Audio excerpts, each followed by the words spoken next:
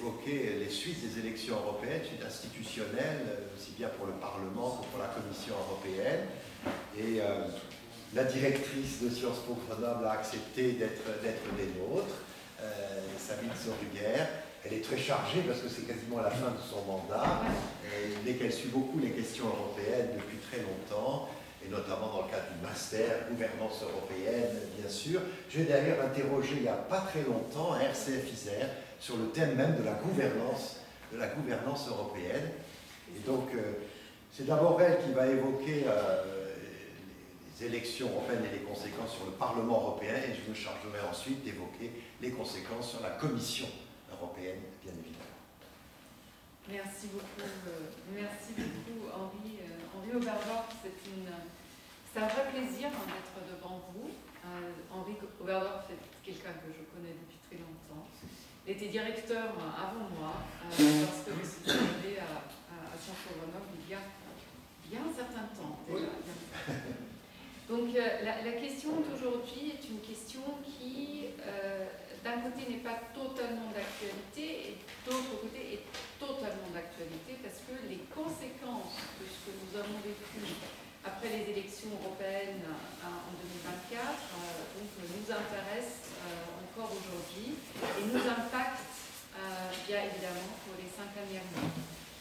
Vous êtes sans aucun doute très spécialisé sur l'intégration européenne, vous connaissez sans aucun doute beaucoup plus sur l'actualité européenne que moi, parce que comme Henri Oberdorf venait de souligner, mon nez en ce moment est un peu ailleurs.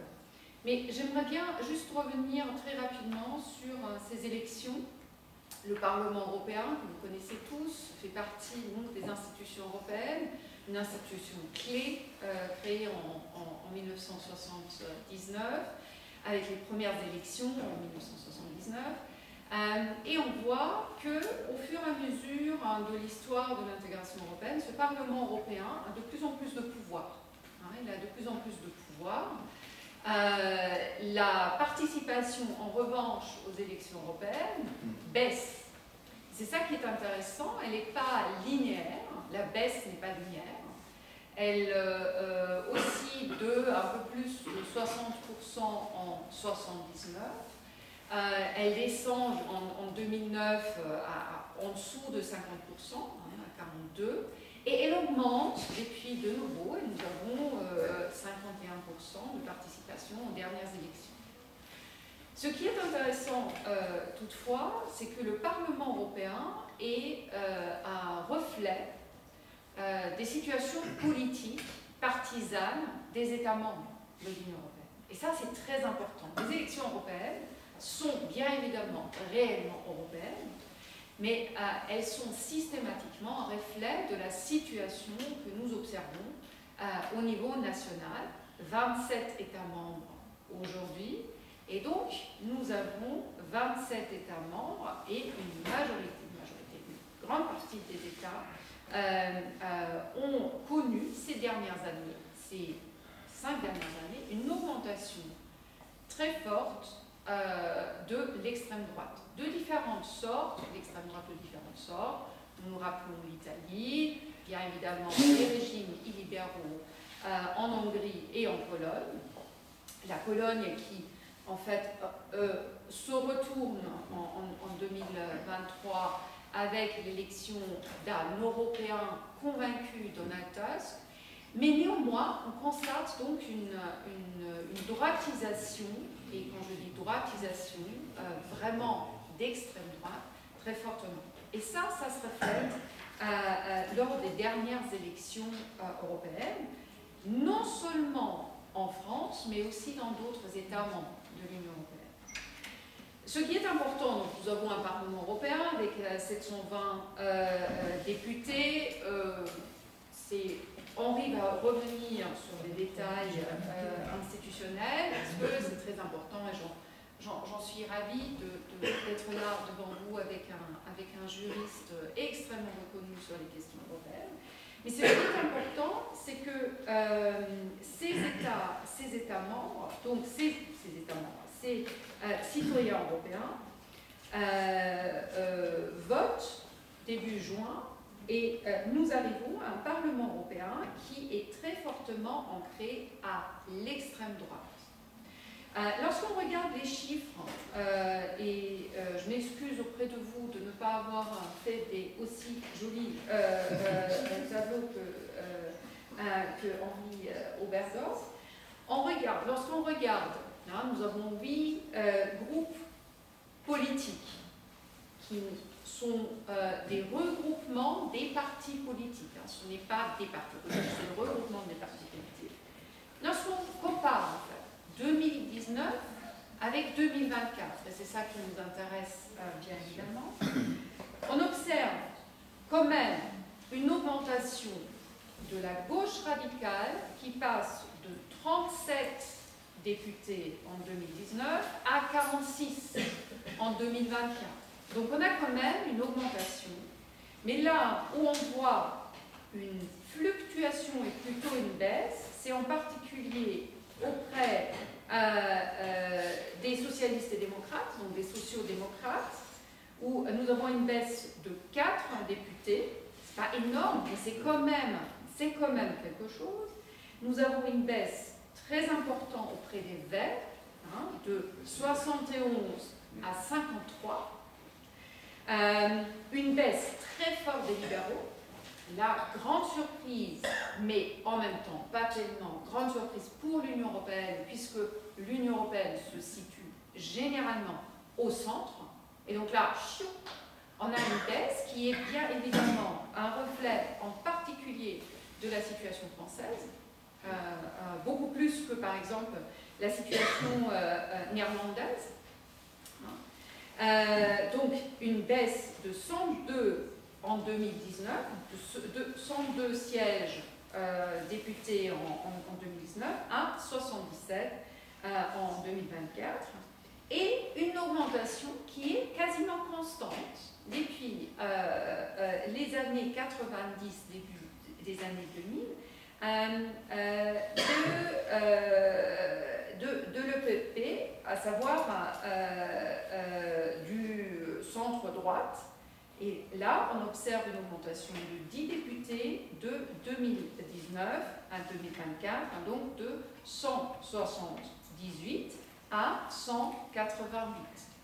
C'est une augmentation, et j'ai eu le grand plaisir d'accueillir l'année dernière, avant les élections, Klaus Welle, l'ancien secrétaire général du Parlement européen, vraiment un personnage clé pour l'augmentation d'un côté des pouvoirs du Parlement européen. C'était vraiment ce personnage qui maintenant a quitté le Parlement européen vaut certainement un ouvrage uniquement sur son action, à quel point il a été important pour augmenter les compétences du Parlement européen, mais en même temps, et là c'est intéressant, c'est un conservateur allemand très proche du pouvoir allemand et qui a reçu la demande au début des années 2000 de faire en sorte que les conservateurs deviennent prioritaires, majoritaires dans le Parlement européen, et qui a donc, il se vante très clairement, il a très fortement travaillé aussi pour créer une situation dans laquelle cette stabilisation des conservateurs au sein du Parlement européen est possible. Mais là où on voit la plus grande transformation, bien évidemment, c'est à l'extrême droite. À l'extrême droite, où on passe de 59 députés à, si on le regroupe, 109. Donc, on augmente, en fait, on double le nombre des députés. On a la droite sceptique qui, la droite eurosceptique qui augmente de 10 députés, de 68 à 78. Mais ce qui est intéressant, c'est l'extrême droite, donc qui aujourd'hui est scindée en deux partis, les patriotes et les souverainistes. Et là, nous avons ensemble donc 109 députés. Ça veut dire quoi? Ça veut dire bien évidemment plusieurs choses. La première chose, c'est que la politique menée par l'Union européenne va certainement être modifiée.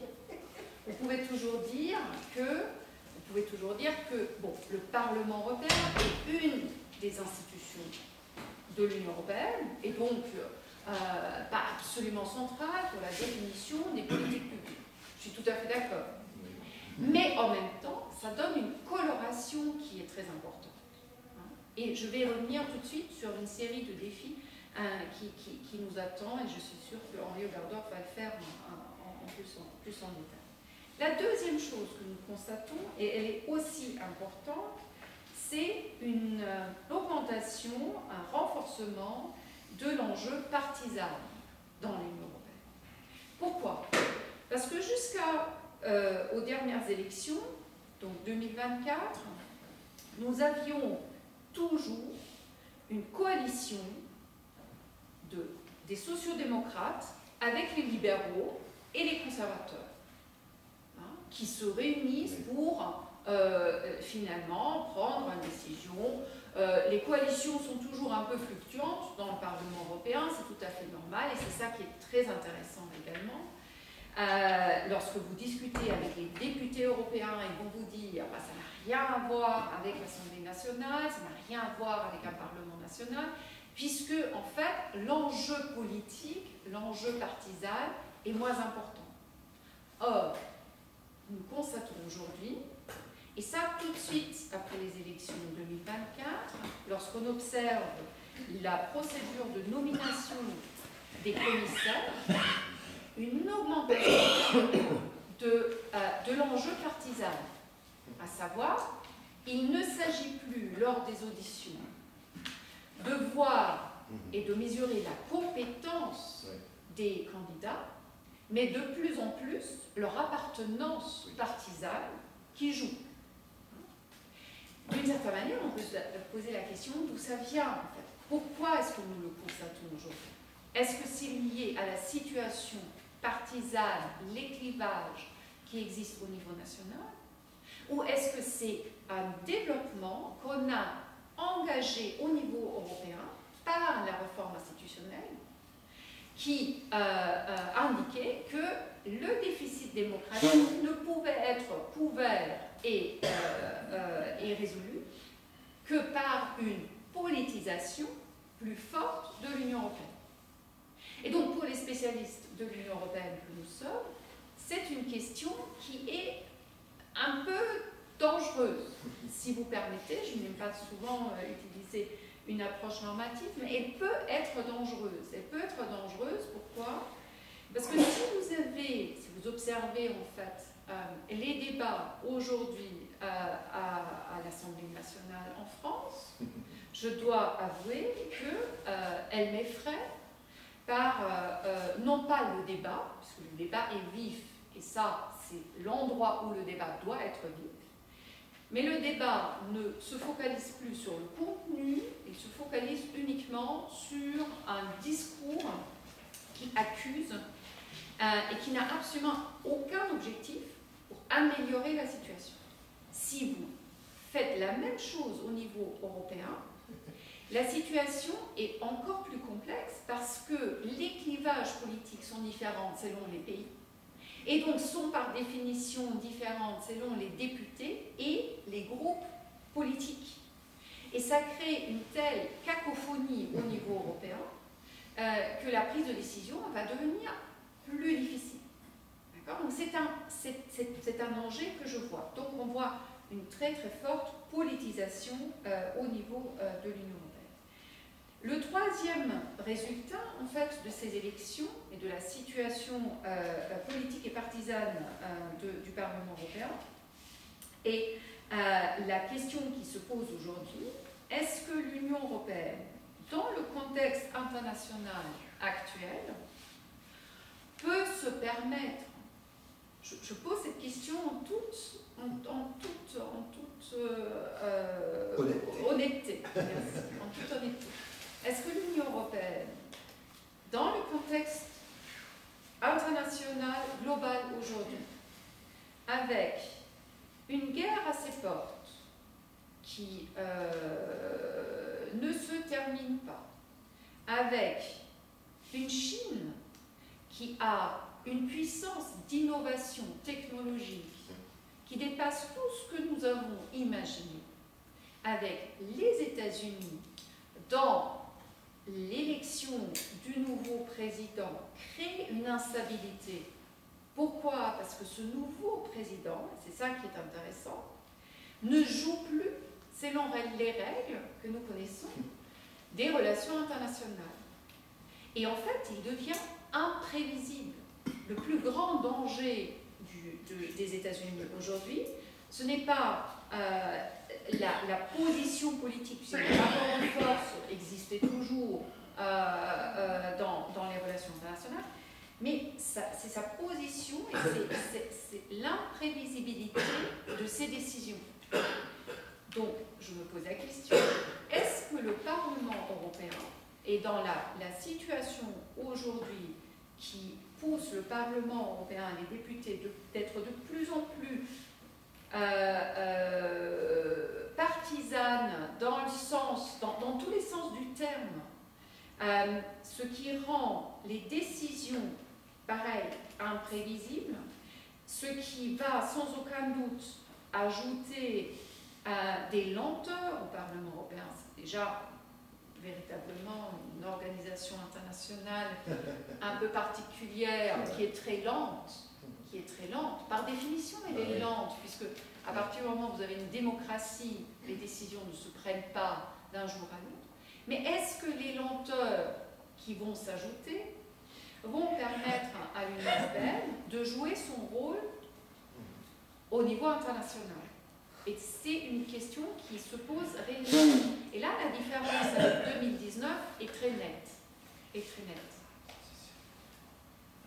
peux mettre ma session pour une projection, c'est bon? Oui, je veux bien. Non, mais elle n'a pas de diapos. Parce que moi, j'en ai. Moi, j'en ai des diapos, mais... Je veux ma session. Oui, je pense que vous devez mettre le mot de passe. Oui, parce que le mot de passe, sinon, ça ne marchera pas. Mais continue. Donc non, j'ai presque terminé. Ce qui pour moi, et je pense que ce débat aujourd'hui qu'on va avoir est intéressant, est-ce que l'Union européenne, face aux défis internationaux, va pouvoir jouer son rôle? 2019, qu'est-ce qui se passe 2019? Ursula von der Leyen, donc la même présidente aujourd'hui, arrive à la présidence de la Commission européenne et présente un programme très très ambitieux, vraiment impressionnant dans son ambition de lutter contre le réchauffement climatique, d'investir dans un certain nombre de politiques européennes, en particulier la politique de défense et d'autres. Et donc on a en même temps un président français qui, en 2017, fait un discours très très pro-européen. Cette situation fait que l'Europe se trouve devant une situation où tout le monde est en ordre de marche pour faire des choses ensemble. En 2024, qu'est-ce que nous observons? Nous avons la même présidente. La même présidente, elle n'est pas élue moins bien au meilleur. Voilà, c'est pas du tout la question. Paradoxalement, c'est pas du tout une question qui se pose, mais qui est confrontée à une guerre à ses portes, qui est confrontée à un conflit israélo-palestinien dans lequel l'Union européenne ne joue plus aucun rôle, qui est confrontée à une situation où son grand projet de lutte contre le changement climatique est questionné dans quasiment tous les États, et donc présente un programme, elle lance en fait un programme de réindustrialisation, de réflexion sur la réindustrialisation, mais qui en fait est super intéressant, mais qui n'aboutit pas à des projets, à des programmes, à des politiques particulières, et qui est confronté à une situation au niveau national où vous avez une Allemagne qui est fragilisée, vous avez une France qui est fragilisée, vous avez un président dont j'ai eu le grand plaisir d'écouter son discours de l'année dernière à la Sorbonne, qui commence son discours en disant « l'Europe est mortelle ». Et ça, c'est un changement du discours 2017 qui est incroyable. Il fait le même discours, très pro-européen, très positif, mais il commence en disant « l'Europe est mortelle ». Donc là, on était tous, en fait, toute l'amphithéâtre était un peu estomaqué. Et donc, c'était bien évidemment aussi un jeu politique, c'est avant les élections, pour réveiller tout le monde, mais en fait, c'était trop tard de toute façon, et il n'avait pas tort, il ne pouvait pas changer la situation globale à laquelle l'Europe était confrontée. Donc, pour vous dire, et je termine là-dessus, c'est vraiment un très très grand défi d'avoir un Parlement avec sa composition actuelle, un Parlement davantage fragmenté, un Parlement davantage confronté à un enjeu politique qui le rend moins prévisible. Comment donc débattre, comment affronter, comment résoudre les questions clés d'aujourd'hui qui sont le changement climatique, premier grand défi, le défi qui va influencer toutes les politiques. Je peux vous le garantir, toutes les politiques, peu importe lesquelles. Comment affronter la transition numérique avec l'intelligence artificielle? Comment assurer le rôle de l'Union européenne dans le monde? Comment régler les difficultés dans le voisinage instable de l'Union européenne? Et je ne parle pas seulement du conflit et de la guerre, excusez-moi, de la guerre russo-ukrainienne, mais je parle également de la situation en Serbie, dans les Balkans, qui en fait qu'on oublie un tout petit peu. Et comment est-ce qu'on va affronter la montée du populisme, des régimes autoritaires et de l'illibéralisme en Europe? Donc, je suis désolée, je ne suis pas très enthousiaste, mais juste pour vous montrer en fait la différence de la situation de 2017 avec la situation de 2024 et qui est en partie liée aux élections européennes. D'où l'importance, bien évidemment, des élections européennes. Je m'arrête là. Merci.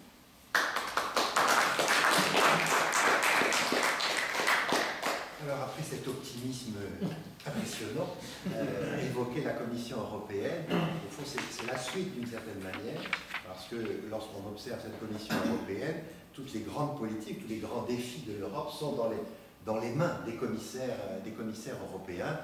Est-ce qu'ils pourront aller jusqu'au bout de leur compétence, en quelque sorte, à cette occasion? Alors, c'est vrai que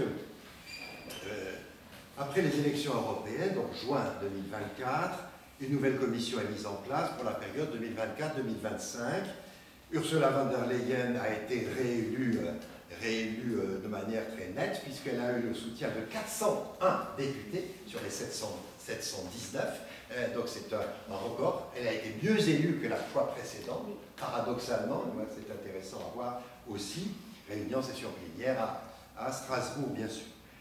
La commission proposée par la présidente et les commissaires proposés par la présidente ont été auditionnés les uns après les autres de manière très sérieuse, très scrupuleuse, même si la question politique joue un rôle important, mais aussi est-ce qu'ils sont compétents pour exercer les fonctions. Lors d'une séance plénière du 27 novembre, le Parlement européen a approuvé le nouveau collège de commissaires à une majorité de 370 voix pour, 282 voix contre, 36 abstentions.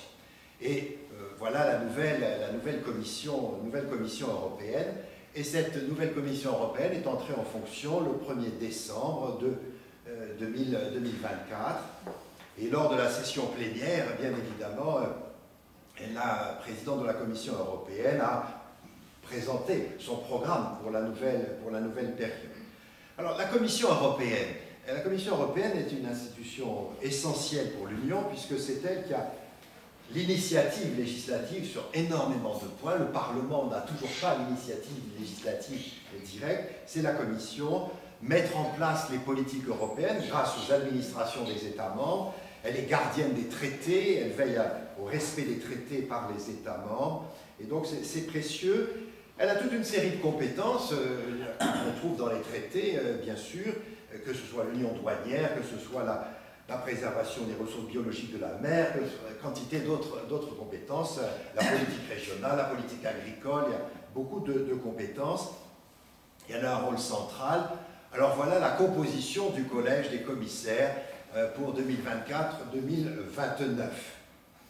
Alors la parité homme-femme n'est pas vraiment atteinte dans cette nouvelle commission, puisqu'il y a 11 femmes et 16 hommes, même si la présidente est une femme.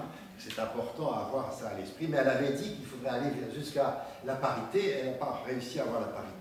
Sur les 27 membres, alors c'est très difficile à voir de là-bas, j'imagine, tout ce qu'il y a dessous, c'est évident, et c'est très petit, mais sur les 27 membres, 12 sont officiellement affiliés aux familles conservatrices, c'est-à-dire le Parti populaire européen, qui a le plus gros score au sein du Parlement européen. 5 d'entre eux sont des partis libéraux, liés à Renew Europe, et 4 sont rattachés au Parti socialiste européen. Un commissaire, quant à lui, appartient aux conservateurs et réformistes, le commissaire italien appartient aux conservateurs et réformistes, et 5 sont classés comme indépendants, par conséquent ils n'ont pas de tendance politique précise sur ce registre-là. Alors, cette commission européenne, elle a bien sûr une vice-présidente et, vous avez là sous les yeux, une vice-présidente et 5 vice-présidents, une présidente et 6 vice-présidents. Alors 5 qui sont des présidents un peu spécifiques, hein, puisque c'est ce qu'on appelle des présidents exécutifs, des vice-présidents exécutifs, et une qui est vice-présidente pour de bon sur ce registre-là. Alors la vice-présidente, c'est la haute représentante de l'Union pour les affaires étrangères et la politique de sécurité. C'est important parce que c'est l'ancienne première ministre d'Estonie qui est devenue haute représentante de l'Union pour les affaires étrangères et la politique de sécurité. C'est très précieux qu'elle soit estonienne, ancienne première ministre d'Estonie. C'est très précieux, bien évidemment, pour le fonctionnement général. Et c'est elle qui a succédé, pris le relais de Joseph Borrell. Alors, il y a effectivement 4 femmes et 2 hommes qui occupent des postes de vice-président, notamment l'aspect exécutif, j'y reviens.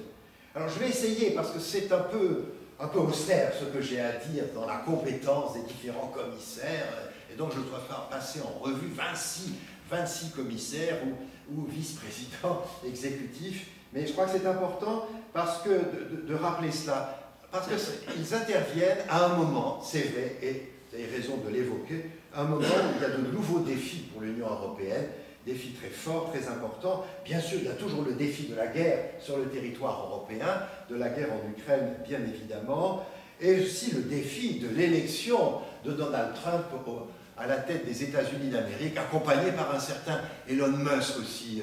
On ne sait pas trop quelle est sa fonction, mais il est partout et il veut se montrer partout, y compris dialoguer avec l'AfD allemande, en faisant y compris le salut nazi pour montrer qu'il était favorable à l'extrême droite allemande. Alors c'est vrai que je vais essayer de voir ces différentes compétences. D'abord, il y a différentes compétences sur ce registre-là, et vous avez sous les yeux, donc voilà, la présidente, Ursula von der Leyen, vice-présidente exécutive en charge de la transition juste et compétitive, vice-présidente chargée de la souveraineté technologique, vice-président chargée de la prospérité et de la stratégie industrielle, la vice-présidente seulement, elle est seulement vice-présidente, elle est responsable des affaires étrangères, vice-présidente exécutive pour les droits sociaux, compétences, emploi et qualité de préparation, et enfin vice-président chargé de la cohésion et réforme, c'est celui-ci qui est issu italien et qui est issu du parti de Madame Meloni. Elle a obtenu d'avoir un vice-président exécutif.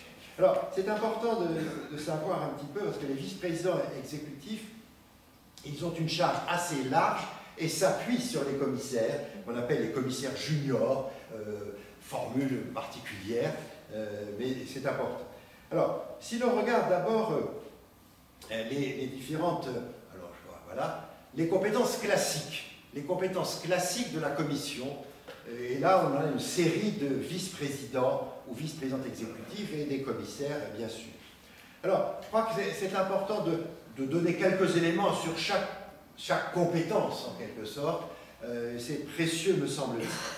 Alors, si l'on commence par Raphaël Fitto, je l'ai mis là, c'est pas parce que c'est un Italien que je l'ai mis tout de suite en tête, mais c'est dans la liste qui est proposée. Il est conservateur et il a en charge les questions politiques de cohésion, développement régional et développement des villes.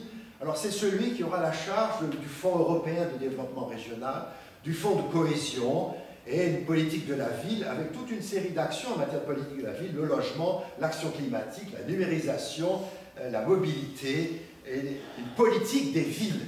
Et c'est pas inintéressant de voir que c'est évoqué en tant que telle politique des villes en Europe. C'est pas tout à fait la même chose que les politiques régionales au sens global. Je crois que c'est important de l'avoir à l'esprit. Ensuite, vous avez Oksana Mințatu, roumaine, socialiste, qui est en charge des droits sociaux et des compétences.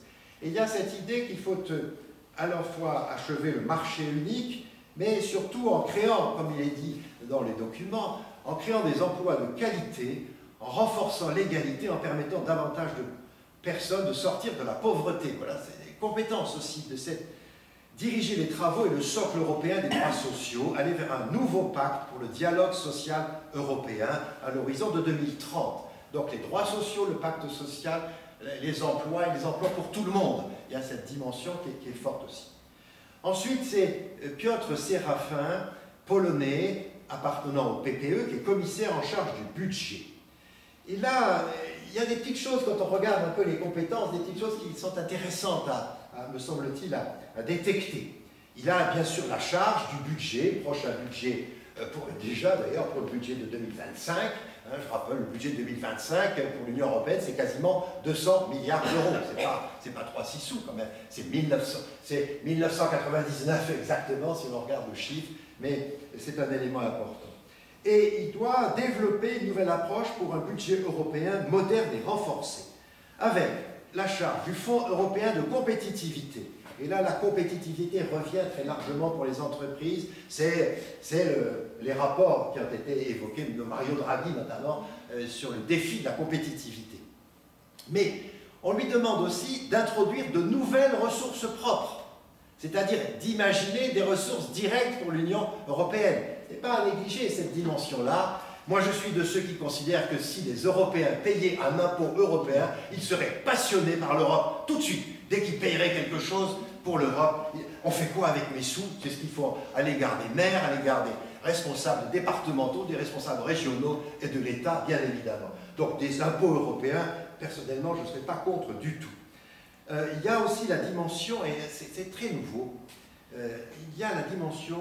Il doit veiller à ce que l'Europe puisse s'appuyer sur une administration publique moderne et efficace.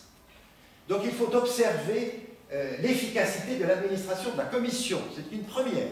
Le commissaire en charge du budget ait cette fonction de regarder en quelque sorte si la Commission n'a pas trop de personnel sur tel ou tel dossier et pas assez sur tel ou tel dossier. C'est tout à fait intéressant. Bon courage d'ailleurs à ce commissaire pour se lancer dans ce type d'opération. C'est défini par la commission elle-même? C'est défini par la commissaire qui... Ah non, ça sera défini par la commission elle-même, mais c'est lui qui fera des propositions, bien évidemment. C'est important cette dimension. Alors de manière plus classique, vous avez ensuite commissaire en charge des pêches et océans. Ce qui est moins classique, c'est la référence à l'océan, aux océans au pluriel. Vraiment, cette dimension n'est pas à négliger.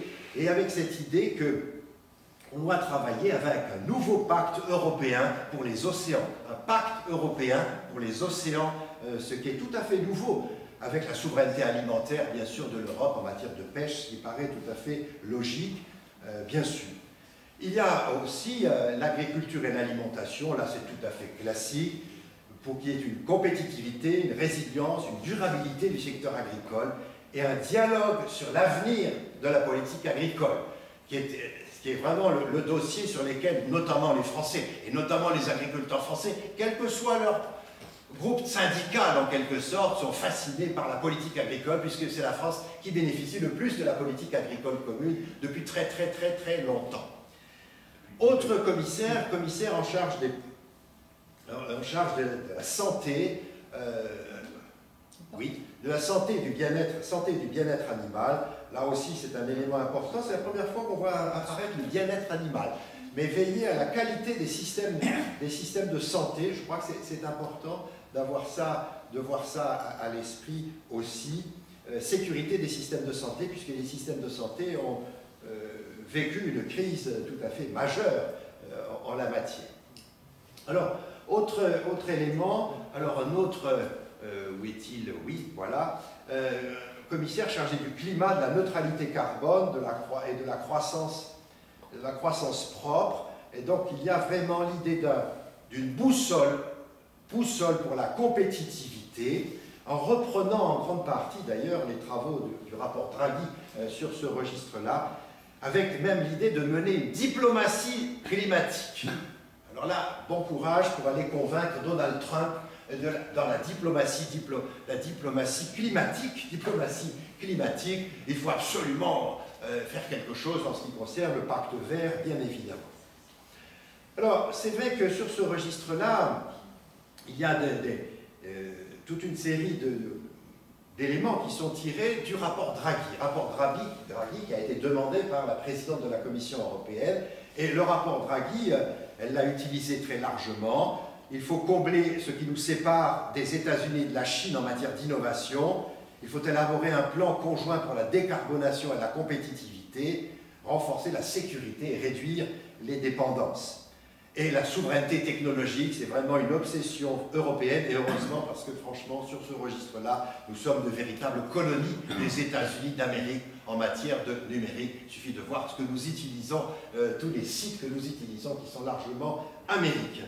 Même si TikTok augmente très largement auprès de la jeunesse, donc les sites chinois ont aussi du succès auprès de la jeunesse.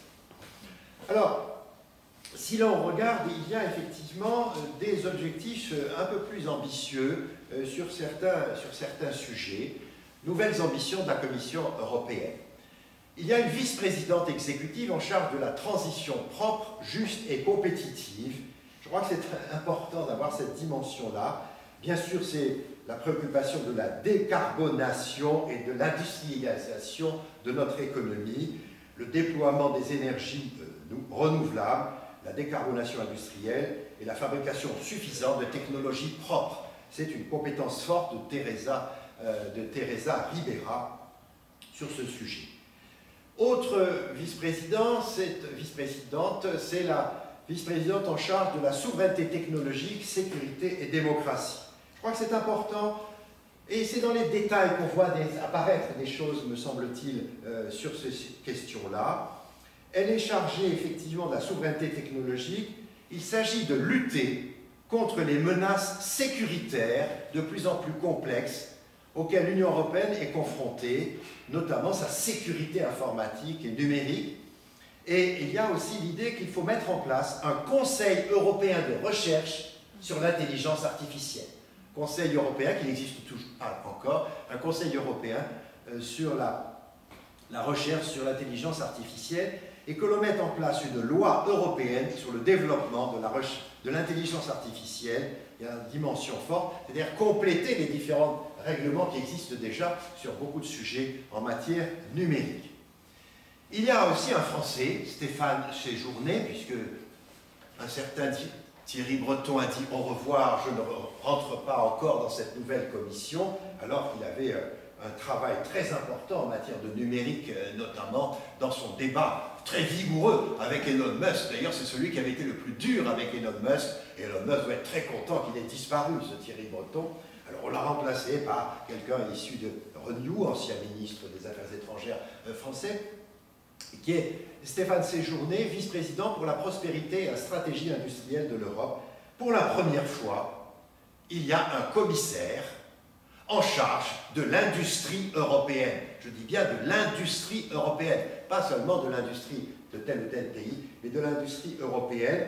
C'est-à-dire qu'il faut pousser les entreprises à investir, à devenir plus compétitives, plus productives en Europe et dans le cadre européen pour asseoir la souveraineté de l'Europe. La souveraineté de l'Europe en matière d'industrie européenne. C'est-à-dire qu'il faut arrêter que chaque État fasse sa propre industrie. Ce n'est pas facile pour l'Allemagne d'avoir cette idée, puisqu'elle considère que c'est elle, la vraie industrie européenne, c'est l'Allemagne, mais là, il faudrait être partagé avec d'autres. Je crois que c'est important, et ça ne sera pas forcément facile, mais je crois que c'est un élément important. Pour la première fois, une politique industrielle européenne est souhaitée. On peut continuer avec commissaire en charge des start-up, de la recherche et de l'innovation. Start-up, recherche, innovation.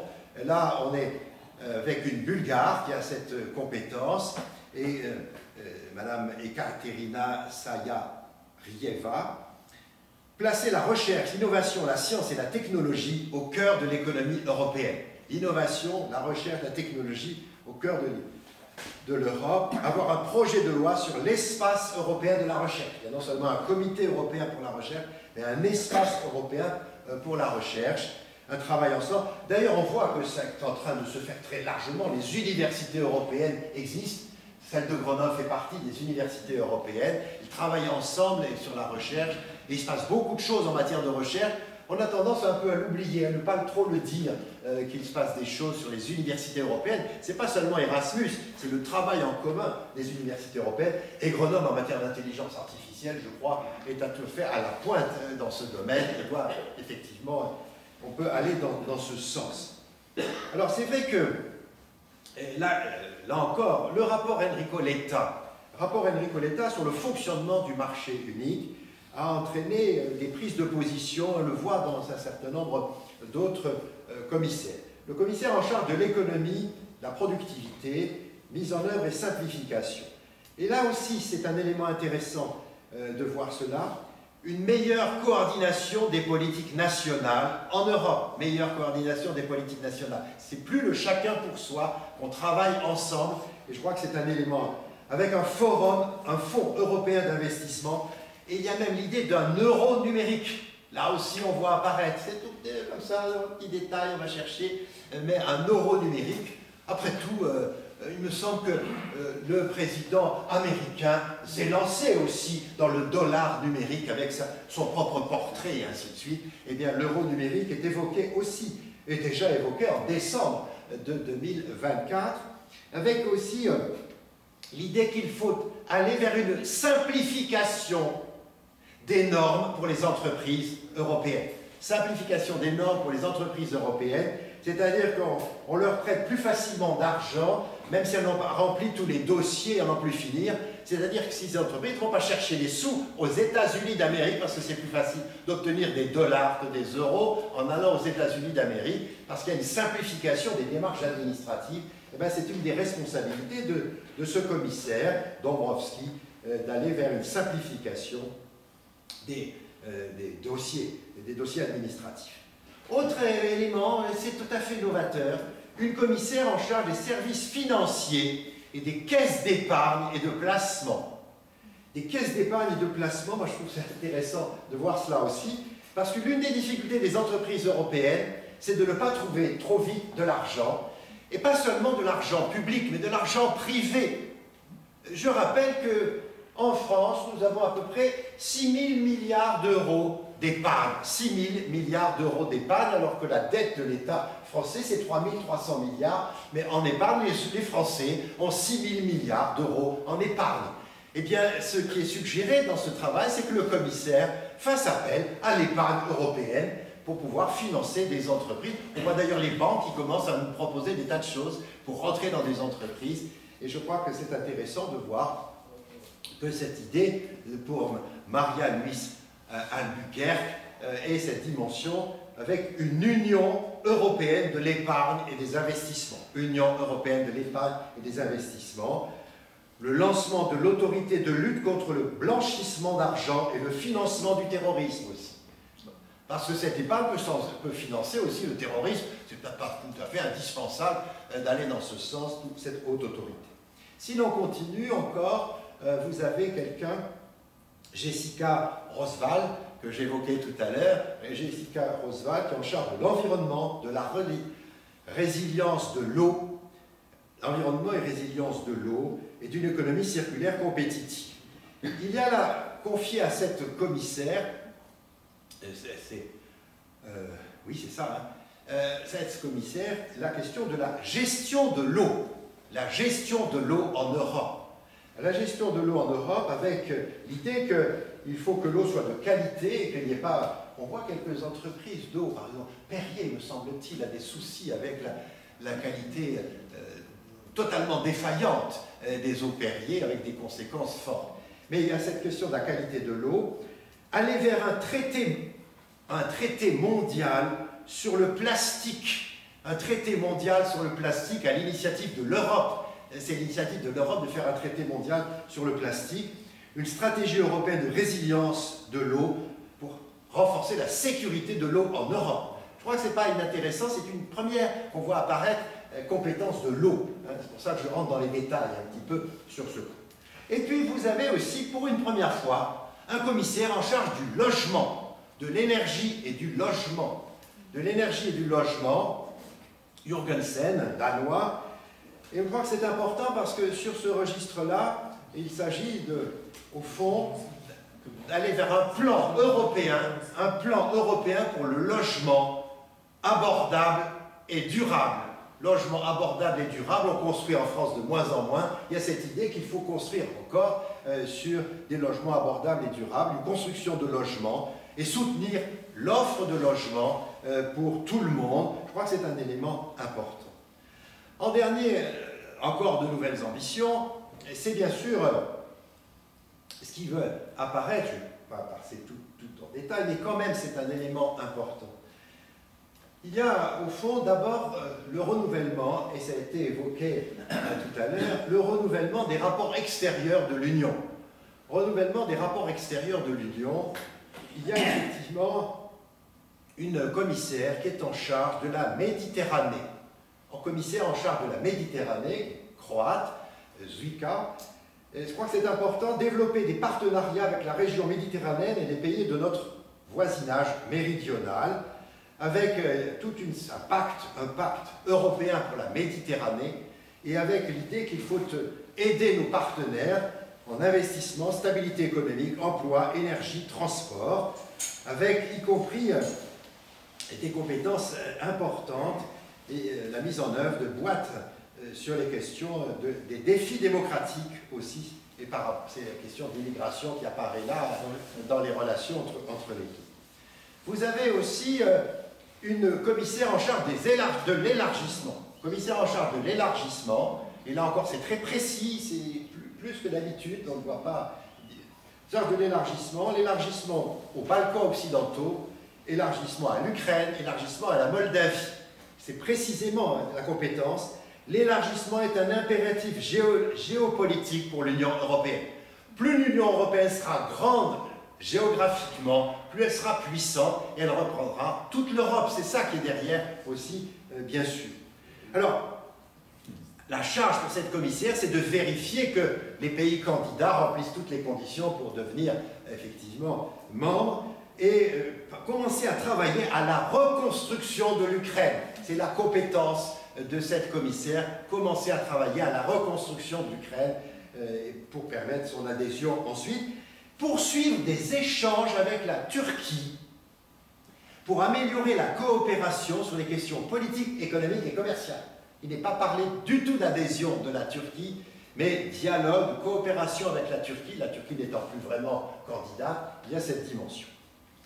Il y a aussi, et je le vois que le temps passe, il y a aussi effectivement toute la question forte et qui est la politique de défense.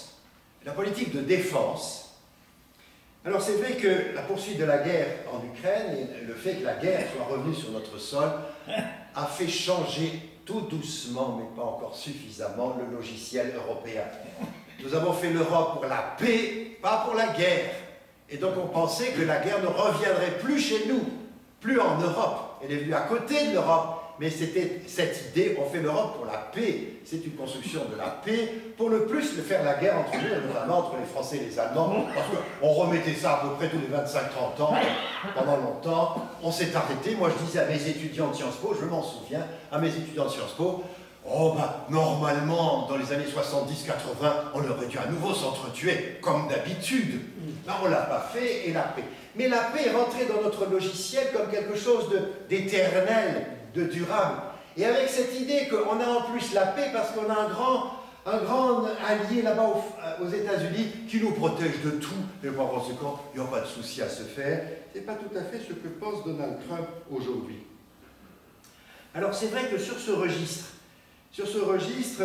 Andrius Kubilius est devenu à la charge de la défense et de l'espace. C'est une première.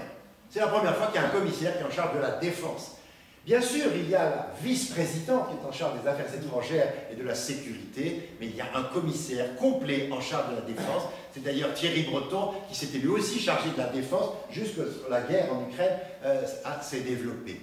Eh bien, ce commissaire européen doit faire un livre blanc sur l'avenir de la défense européenne, donc une nouvelle approche de la défense, étudier les besoins industriels en matière d'armement militaire, bien sûr, de confectionner des armes ensemble, les Européens, et pas avoir 25 types d'armes, une dizaine de types de chars, et ainsi de suite, et qu'on puisse avoir l'avion du futur, le char du futur, et ainsi de suite, et qu'il soit, j'espère que la France et l'Allemagne vont travailler encore sur cette idée d'avion du futur et de char du futur, c'est important. Parce qu'aujourd'hui, pour les soldats ukrainiens, apprendre à conduire ce char, après il faut apprendre à conduire un autre char, ce type d'avion, un autre type d'avion, et ainsi de suite, c'est extrêmement compliqué, bien évidemment.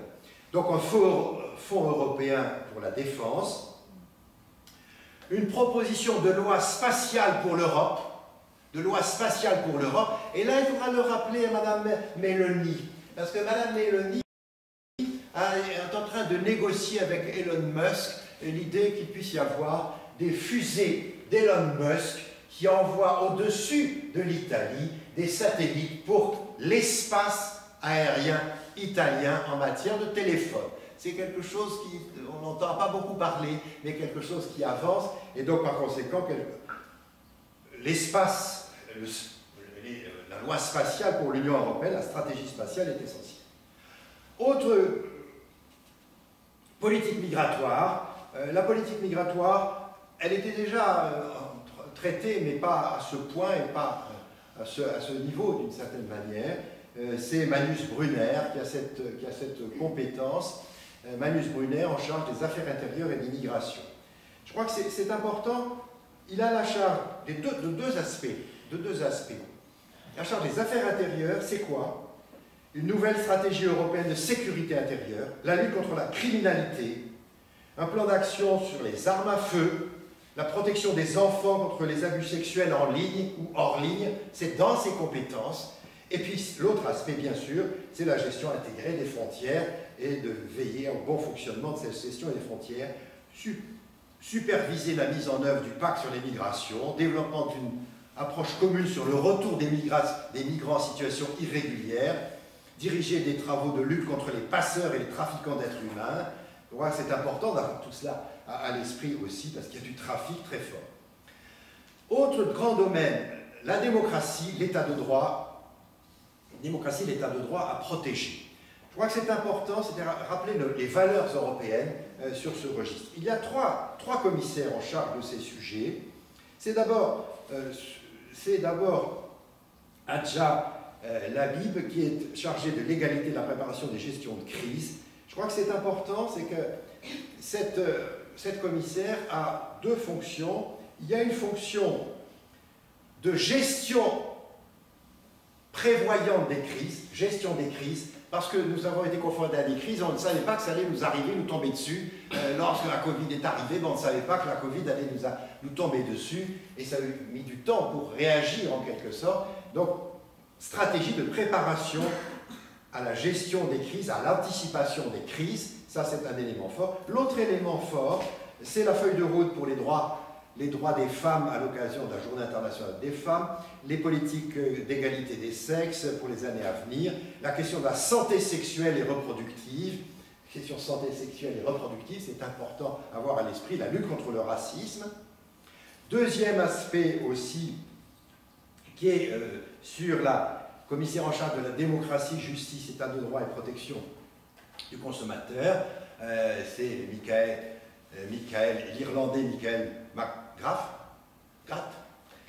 Lui, alors c'est vrai que c'est assez classique, mais c'est quand même toute une série d'éléments sur l'état de droit, le respect des normes, le respect de la charte européenne des droits fondamentaux, mais aussi la lutte contre la désinformation, compétence de ce commissaire, la lutte contre la désinformation, un nouveau bouclier démocratique européen, préserver l'équité et l'intégrité des élections, c'est-à-dire veiller à ce qu'il n'y ait pas des troubles dans les élections, le fonctionnement des élections. Il y a des États qui aiment bien aller manipuler les élections, ça s'est déroulé en Roumanie. Il faut attendre que la Cour constitutionnelle roumaine annule les élections, parce qu'il y a eu effectivement TikTok a valorisé quelqu'un qu'en Roumanie personne ne connaissait, mais qui a eu un score tout à fait exceptionnel, parce que c'est TikTok qui le valorisait. Et là encore, TikTok manipulé par la Russie. C'est intéressant, pas par la Chine, mais par la Russie. Et puis, c'est aussi sur lui d'avoir des éléments de respect des droits et des libertés. Et enfin, pour terminer, un commissaire en charge de l'équité intergénérationnelle, la jeunesse, la culture et le sport. C'est une première qui est un commissaire en charge de la jeunesse européenne. De la jeunesse européenne, moi ça me paraît intéressant à signaler, bien sûr. Il faut veiller à ce que la voix des jeunes soit entendue pour contribuer à façonner l'avenir de l'Europe, notamment en coordonnant les dialogues sur la politique de la jeunesse, que chaque commissaire européen fera bien sûr, mais il va une nouvelle boussole culturelle et un modèle sportif européen. Je rappelle que si on additionnait aux Jeux olympiques, quels que soient les Jeux olympiques, toutes les médailles des 27 États membres, bien évidemment, c'est l'Europe qui serait en tête pour toutes les médailles, devant les États-Unis, devant la Chine, devant la Russie. Je les ai additionnés pour regarder ça d'un peu plus près. Et bien, effectivement, malheureusement, ils ne défilent pas derrière le drapeau européen, chacun défile de son drapeau national. Eh bien, en matière sportive, l'Europe a beaucoup de choses est un élément important en la matière. Maintenant, c'est bien d'avoir des commissaires avec toutes ces charges, toutes ces compétences. Il faudrait bien évidemment qu'ils puissent les exercer réellement.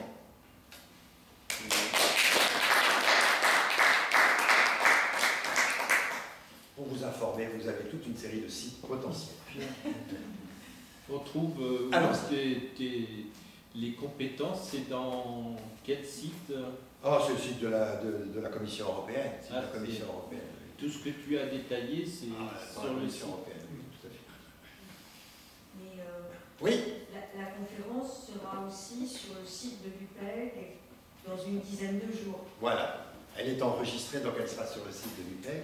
Non, mais c'est très précieux d'aller regarder les détails, me semble-t-il, parce qu'on s'aperçoit qu'il y a de nouvelles compétences, même dans les compétences anciennes, des adaptations aux compétences. Donc de ce point de vue-là, franchement, en termes de compétences, l'Europe se prépare à presque tout. En termes de compétences, il faut transformer les compétences en de réelles politiques et de suivi. Et je pense qu'il faut bien lier les deux, parce que lorsque la Commission européenne propose un projet de règlement ou un projet de directive, eh bien ça passe devant le Parlement européen, et il faut que le Parlement européen et le Conseil de l'Union se mettent d'accord pour accepter les textes qui sont proposés. Et là, la composition politique du Parlement européen fait s'interroger sur les suites potentielles en la matière. Alors c'est peut-être pour ça que Madame van der Leyen a souhaité s'associer avec des conservateurs et réformés, pas à l'extrême droite. Et c'est peut-être un avantage que un certain Jordan Bardella ne s'entend absolument pas avec les Italiens et avec Madame Meloni. C'est précieux parce qu'il ne participe pas à grand-chose. En plus, il est presque jamais présent, mais ça c'est autre chose. Mais c'est important parce que le Parlement discute et ça prend du temps. Et là, l'une des grandes difficultés de l'Union européenne, c'est le temps.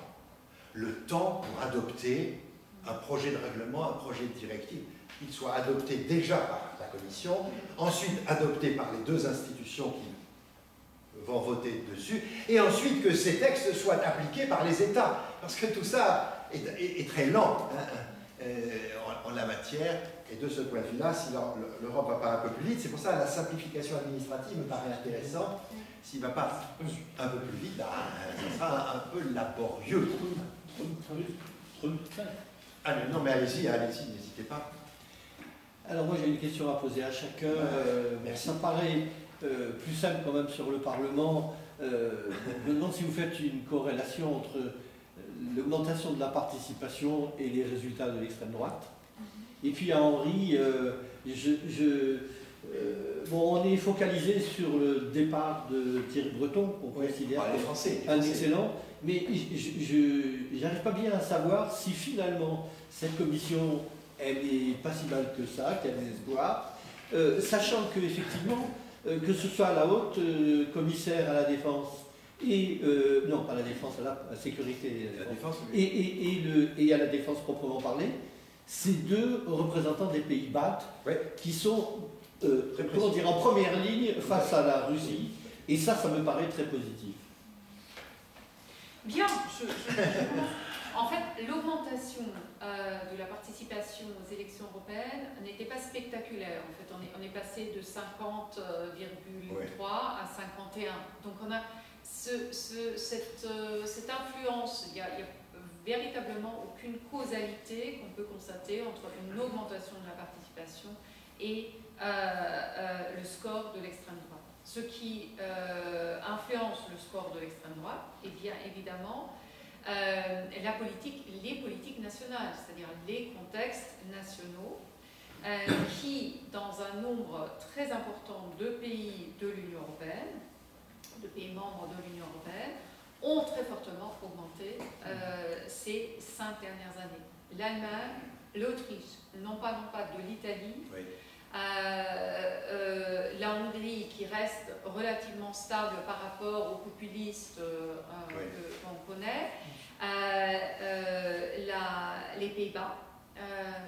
Donc il y a un certain nombre de pays qui clairement ont observé une augmentation jusqu'à 30% en fait dans leurs élections législatives qui sont donc qui sont tournées vers l'extrême droite.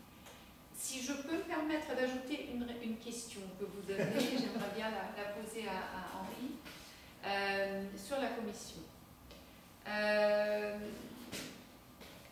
La stratégie de Ursula von der Leyen pour cette nouvelle Commission est très particulière. Déjà, dans le passé, se rappeler des 27 commissaires était complexe et leur portfolio encore plus. Mais la présentation, et je vous remercie beaucoup pour cette présentation extrêmement détaillée, de leur portfolio, donne l'impression qu'on a mis toutes les politiques qu'on menait et qu'on voulait mener dans un sac, qu'on les a secoués, et ensuite on les a sortis pour, et là la question est celle-ci, que je me pose est celle-ci. Est-ce que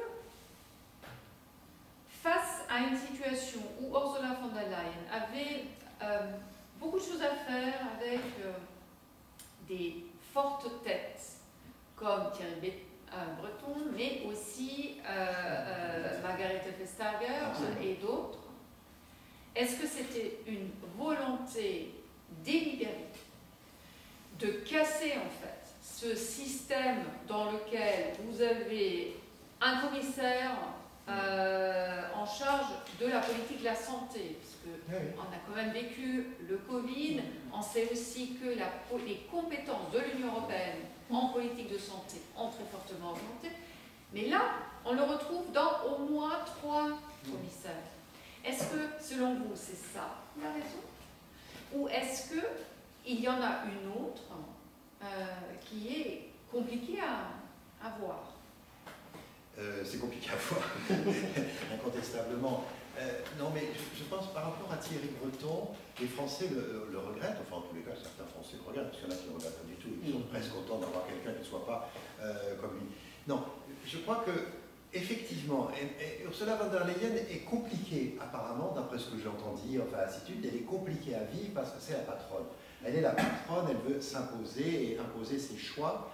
Or, elle ne peut pas avoir en face d'elle, si on peut dire, que des commissaires qui disent oui madame, oui madame, oui madame la présidente, madame la présidente.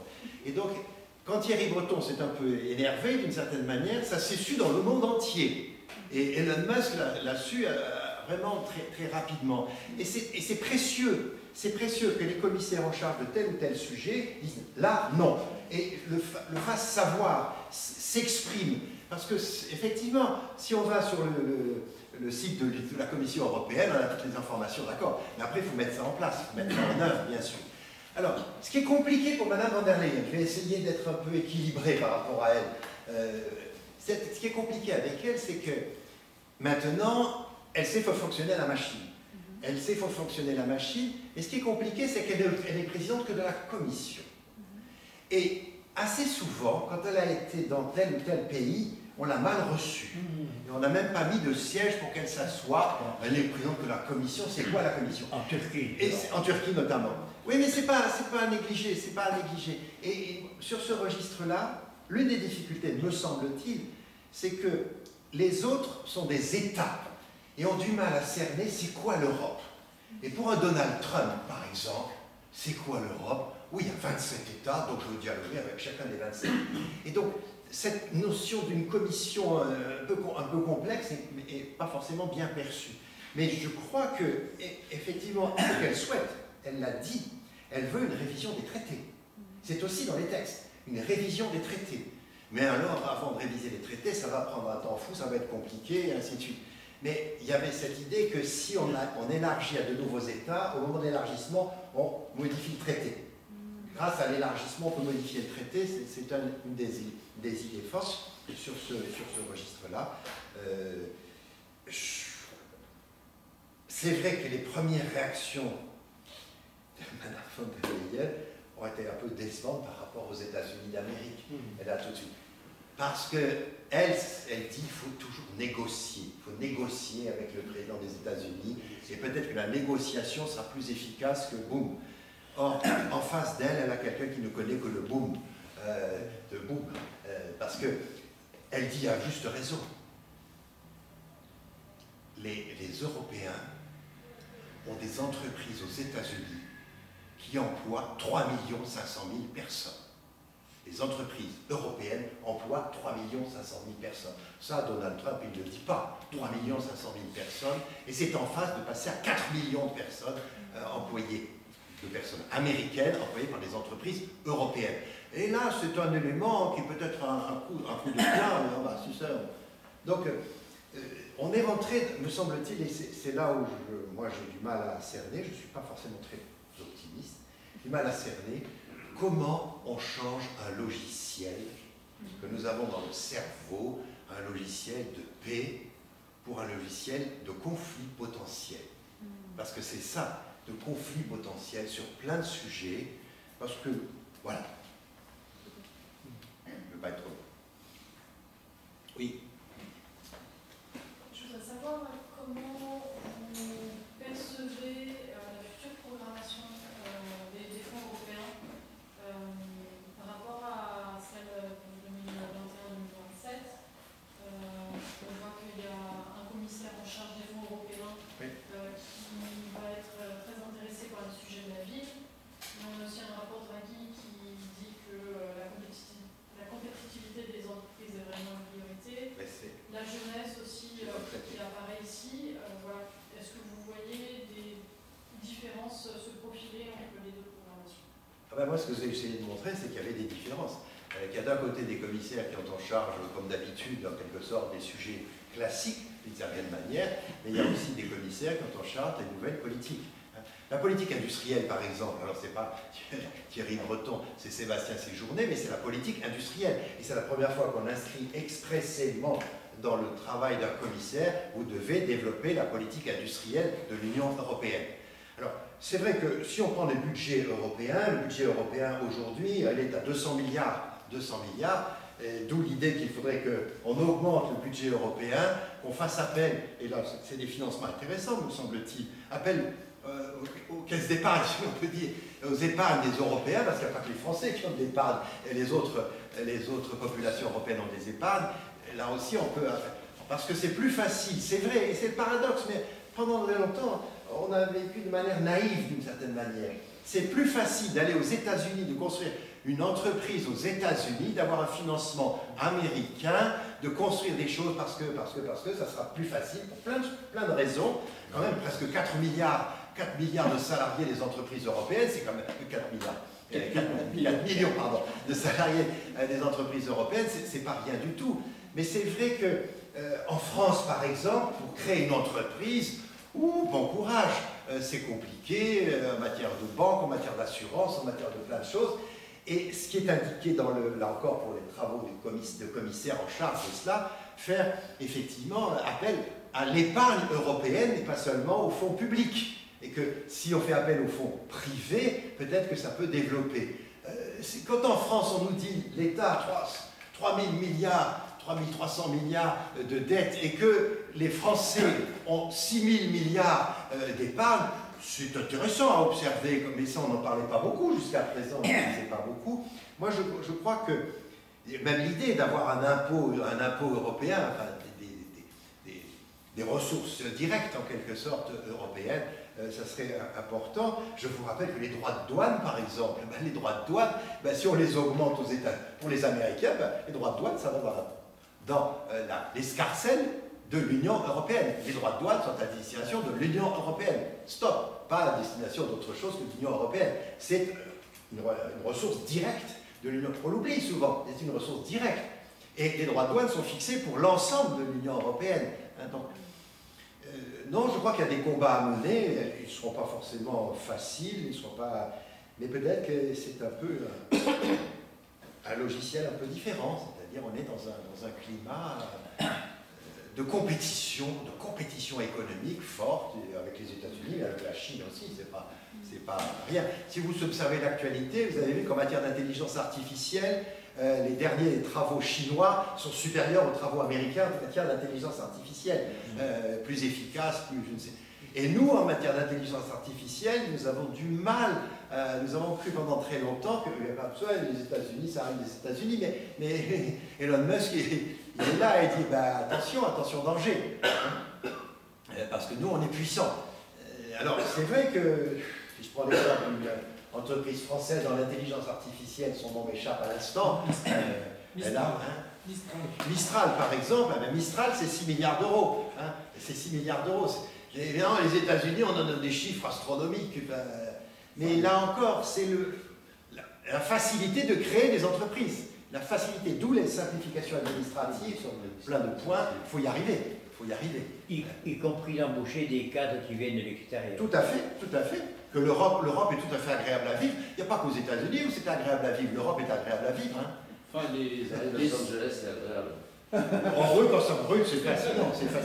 Les 500 milliards sur l'intelligence artificielle, Elon Musk a dit qu'il n'y avait pas encore l'argent complet. Non. Oui, c'est sûr. C'est 10 ans, je crois. 10 ans, mais c'est du bluff. C'est du bluff. Oui, on fait aussi des choses existantes et les mettre dans le paquet. Change de ligne. Oui, aussi, bien sûr. Il y avait encore deux questions. Ah oui, pardon. Et les questions, pas de souci. C'est pas vraiment une question. Ah bon, alors. Non, pour parler, j'enlève ça, c'est bon. C'est sur la progression de l'extrême droite. Effectivement, de manière, c'est dans chaque pays, mais ça s'est fait aussi parce qu'ils ont changé de vision par rapport à l'Union européenne. Ils ont vu que leur discours hyper souverainiste d'avant, anti-euro par exemple, la France, ne fonctionnait pas du tout auprès des populations. Et ils ont maintenant un discours de Jusqu'ici, ils considéraient que l'Union européenne, elle servait juste à payer des assistants parlementaires. Oui, oui. Et ils ont changé de discours là-dedans, mais ils vont se trouver quand même en contradiction totale avec leur souverainisme profond. Ceci dit, quand on voit Mélanie, on a eu une surprise plutôt heureuse par rapport à l'Ukraine quand elle est arrivée, alors qu'on avait des grosses craintes, notamment vu les positions de l'autre imbécile. Salvini. Mais j'ai quand même des craintes par rapport à l'arrivée de l'autre cow-boy sur les réactions individuelles. Je ne veux pas que mon parmesan soit taxé, je ne veux pas que mon cognac soit taxé.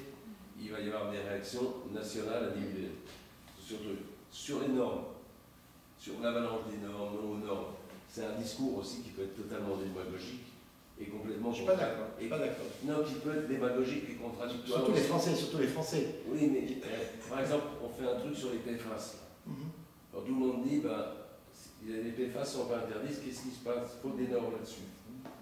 Et puis, parce qu'il y a des normes qui sont quand même relativement utiles, il faut le dire. Et c'est vrai que ça complique la vie des acteurs économiques, mais il y a un juste équilibre à trouver. Il ne faut pas seulement un discours anti-norme, parce que ça peut être simplificateur. Non, c'est pas anti-norme. Non, franchement, là, moi, le juriste que je suis, excusez-moi, je glisse ça, la France est spécialiste de la surtransposition. La France est spécialiste de la surtransposition, elle voit une directive, elle souhaite le fait de mettre la directive en droit français, oh, on va rajouter ça, on va rajouter ça, on va rajouter ça. On est des grands spécialistes de la surtransposition. Et deuxième aspect, heureusement, nous avons l'euro. Et on n'est pas encore mort parce qu'on a l'euro. Et le seul endroit où madame, peu importe, d'extrême droite, était « Ah non, oui, je suis contre, je vais quitter l'euro. » Ah non, tout compte fait, on ne quitte plus l'euro. Parce qu'on ne peut pas avoir l'euro, quitter l'Europe et avoir l'euro. Donc c'est impossible. Donc pour cette extrême droite-là, l'euro est un garde-fou. Les États qui n'ont pas l'euro, ça, c'est pas pareil. Oui, c'est une question sur le budget. Est-ce qu'on peut comparer le budget européen et la somme des budgets de tous les pays européens? Non, très bon, je veux dire, non, mais justement, nous, on a précisé les chiffres. Alors, la France, le budget de la France, c'est presque 500 milliards. Bon. Et c'est 200 milliards pour l'Union européenne. C'est beaucoup plus, oui, parce qu'il n'y a pas de fiscalité européenne au sens global. Il y a un petit peu de... les droits de douane, par exemple, un peu, mais il n'y a pas... Les droits de douane vont en plus. Les droits de douane sont pour l'Union européenne. Non, mais en plus... Non, c'est pas en plus. Ils sont dans les 200. C'est dans les 200. Les droits de douane sont dans les 200. Il n'y a pas de fonctionnaires partout, il n'y a pas de professeurs, il n'y a pas de... non, bien sûr. Vous pouvez tout comparer, vous pouvez toujours tout comparer. On peut comparer les pommes et les poires. Mais il faut savoir ce qu'on compare avec les pommes. Donc, j'aimerais bien dire ça, c'est important. Pour la politiste, pour la professeure de sciences politiques que je suis, vous pouvez tout comparer, mais il faut savoir ce que vous voulez sortir en fait de ces comparaisons. Mais pour revenir à la politique, au budget, c'est que vous avez un État, ça revient au débat sur la normalisation, sur les normes. Vous avez l'Union européenne qui est souvent comparée à un État régulateur. Quel est son objectif? C'est de réguler ou réglementer toute une série de questions de politique publique. Tout le monde. Mais ce n'est pas un ensemble, un système politique qui a une politique de redistribution ou de distribution. Vous n'avez pas d'assurance maladie européenne, vous n'avez pas de politique de santé européenne, vous n'avez pas des retraites européennes. Et donc, vous avez l'agriculture et vous avez la question de la politique régionale. Tout à fait. Donc vous avez les deux, seulement deux fortes politiques redistributives qui ensemble font plus que 50% du budget, mais qui en fait, d'une certaine manière, relative à toutes les autres politiques qu'un État pourrait mener, en fait, n'utilise relativement peu de moyens financiers, puisque vous ne payez pas vos fonctionnaires qui sont des professeurs, la police, la défense, parce que vous n'avez pas Oui, je suis un petit peu moins optimiste que vous là, en ce qui concerne l'adhésion des par exemple des partis d'extrême droite à l'idée européenne. Hein, je vois, bon, pas par rapport au pays que je connais, on va dire plutôt bien, hein, celui qui est pressenti pour être chancelier en Autriche, Herbert Kickl, est soutenu assez vigoureusement par des forces qui réclament l'Austrexit, comme il dit, la sortie de l'Autriche de l'Union européenne. Hein, et Herbert Kickl, qui ne s'est pas exprimé clairement à lui, il a tout de même dit nous ne laisserons pas le destin, je sais traduire, le destin de l'Autriche déterminé par l'Union européenne. Hein, et il veut même aller plus loin que son voisin Viktor Orban, hein, qui fait à peu près la même chose que l'autre voisin, Fico, en Slovaquie. Et quant à l'AfD, l'AfD a une attitude très distante vis-à-vis de l'Union européenne aussi, et son idéologue en chef, qui s'appelle Björn Höcke, a dit lui aussi qu'il n'était pas question que l'Allemagne se laisse dicter quelque réglementation que ce soit par l'Union européenne.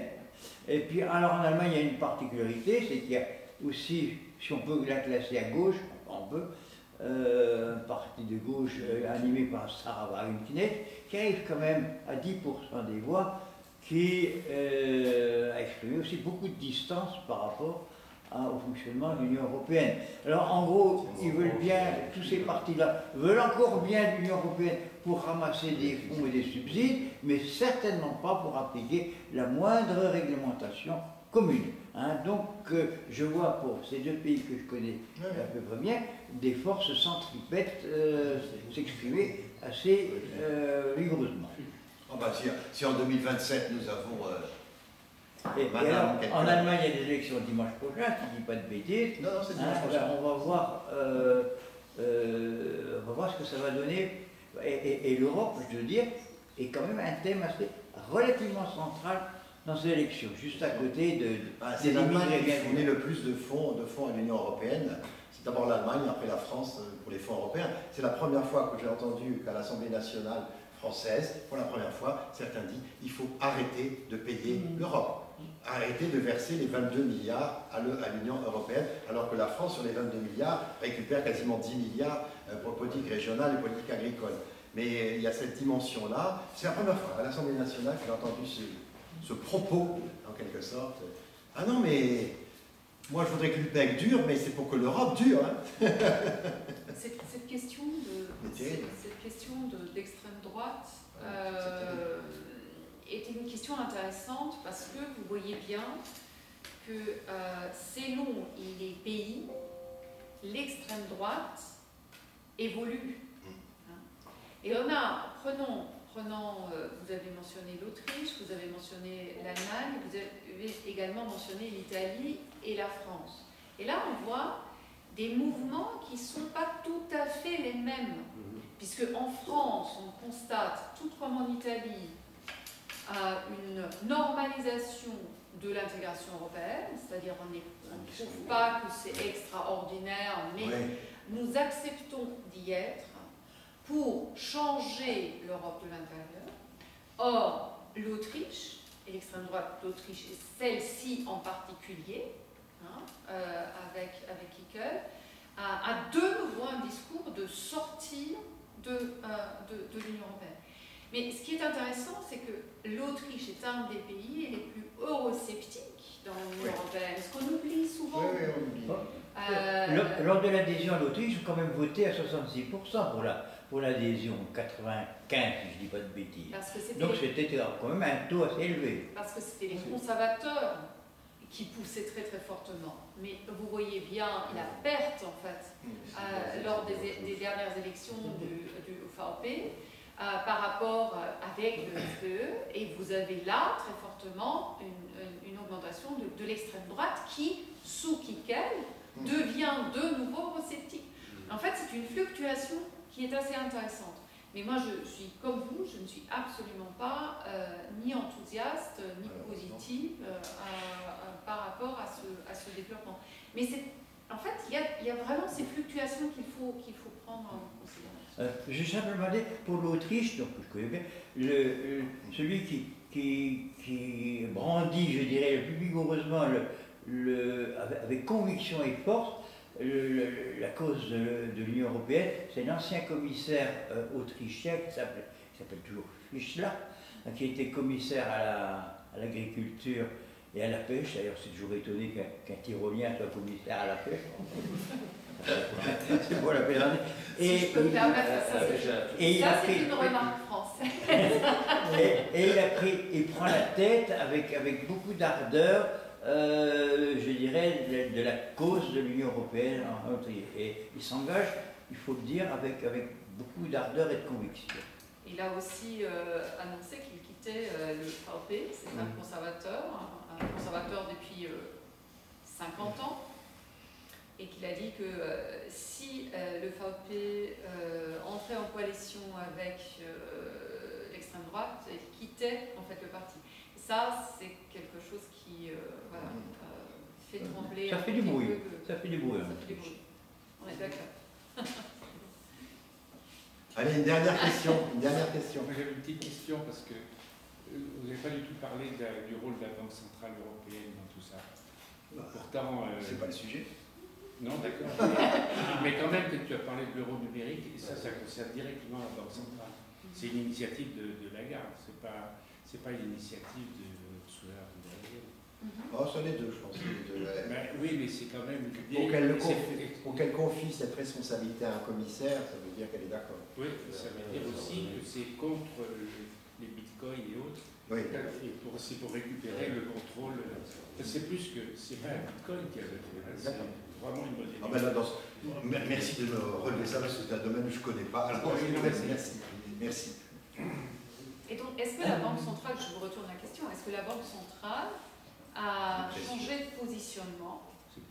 Et je n'ai pas l'impression que c'était la question. En fait, c'est une banque, comme toutes les autres, qui a quand même évolué depuis la crise financière, économique, très fortement vers une banque davantage politique que financière. Et ça continue, j'ai l'impression. Et ça ne concerne que les pays qui adhèrent à l'OCDE. Oui, les 21. 21. Ah bah, ça y est. Ah bon, on va arrêter là, non? Très bien, merci beaucoup. Merci à vous. Merci. Merci beaucoup.